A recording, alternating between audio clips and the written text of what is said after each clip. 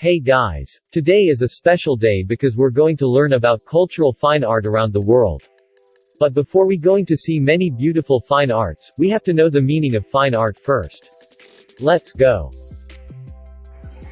Definition of fine art. Fine art may include painting, printing, making, and sculpture as its roots in design-based and drawing works.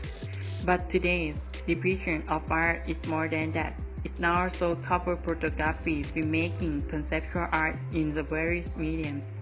However, as long as it contains creative expression, some artwork might be defined as fine art, even though it sometimes evokes an emotion or criticizes social issues. All in all, looking back to the proof of beauty is in the eye of the beholder. Defining fine art is complex and somewhat subjective. It relies on the viewer, so it inspires your captivates your hand and heart. Because of the sunlight, it can consider it as fire. The history of fine art. Physically, fine art can be found from the Acheulean period of ancient art during the eras of ancient Mediterranean civilizations, along with Greek, Roman, Byzantine, Carolingian, Ottonian, Romanesque, and Gothic periods. Fine arts were considered as skilled workers until the Renaissance era. The artist's profession was adjusted to a higher social status in society. The classification of fine art. Karin by the Shore by Carl Larsson. Dutch, the Norman Rockwell of Sweden. Carl Larsson is famous for his warm-hearted representation of middle-class Sweden engaged in work and play. This watercolor depicts Larsson's wife walking pensively along the banks of the Sunborn River. The Cooper's daughter, Britta, dressed in local costume, occupies the rowboat to the right of the scene together with their family dog. Most famous fine artist. Vincent van Gogh.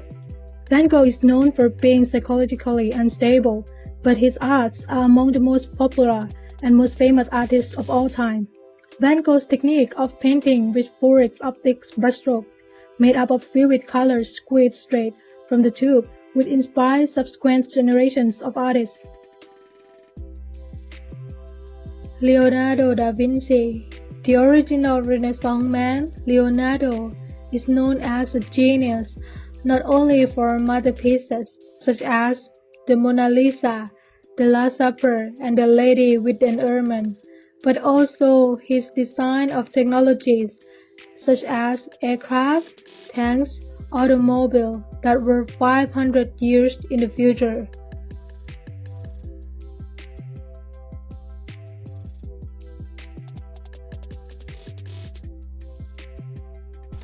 The Great Wave of Kanagawa by Katsushika Hokusai. One of the most celebrated works in Japanese art, the Great Wave of Kanagawa is part of a series of block prints known as the 36 Wheels of Mount Fuji. Hokusai began his career at the tender age of 6 and is believed to have been in his 70s when he created his masterpiece, Japan 1831. The Last Supper by Leonardo da Vinci, aptly located in the dining hall of Melanie Donbin. Da Vinci, The Last Supper is one of the most famous images in Western art, yet so was only thanks to intense restoration. Art aficionados wishing to get a glimpse of the 15 by 29 foot wall painting in person should book well in advance. Admission is limited to small groups with viewing capped at just 15 minutes. Italy, 1498.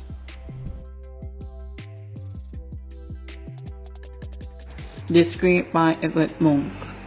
Popularly known as the Script Monk, surrealist icon or the originally titled Aesthetics of Nature and were inspired by the disturbing vision the artist experienced while working in the Norwegian countryside, Norway, 1893. nor sculpture of a sitting man. Some of the most striking examples of the natural art were produced by the Nok civilization approximately 2,000 years ago. This a terracotta figure, now in the Louvre exhibit. The oversized head and bold stylized feature typical of Nok sculpture. Nigeria.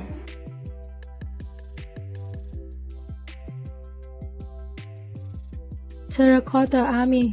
In 1974, a group of farmers digging a well stumbled upon a life-size clay figure.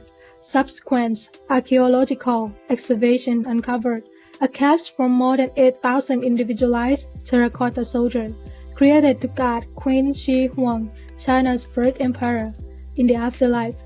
From China, 3rd century. Bodhisattva Padmapani, Ajanta Caves.